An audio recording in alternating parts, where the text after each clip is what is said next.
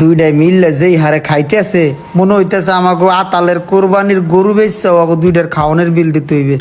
না, বিল দেওয়া যাবে না, সিস্টেম করতে হইবে। ভাইয়া এই যে এত খাবার খাইতেছেন হজম করার জন্য কোক খাওয়া লাগবে না? হ্যাঁ কোকলে ভালো হয়। যে আমিও ভাবছিলাম যে খাবেন। এখন হয়েছে কি এখানে তো ফ্রিজ নষ্ট, বুঝছেন? আমি একটা 2 লিটারের ভালো চাই বড় কোক লয়ে, কি বলেন? নাকি আপনি যাবেন? না আনো।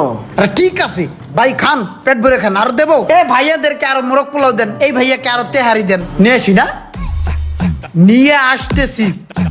আচ্ছা ভাইয়া শোনেন না, ওই দাদা ভাই হয়েছে কি ওই ভাইয়ারা তো খাচ্ছে, আমি তো ওই বিরিয়ানি আর তেহারি ওইগুলা খাই না, বুঝতে পারছেন? আমি তাদের ছোট ভাই, ভাইয়া বলছে 120 টাকা দেওয়ার জন্য আমি অন্য কিছু খাবো। আর ওই যে বিল দেওয়ার সময় বাকি টাকা আপনাকে দিয়ে দেবে, হ্যাঁ যা পাবেন। তাহলে 120 টাকা দেন।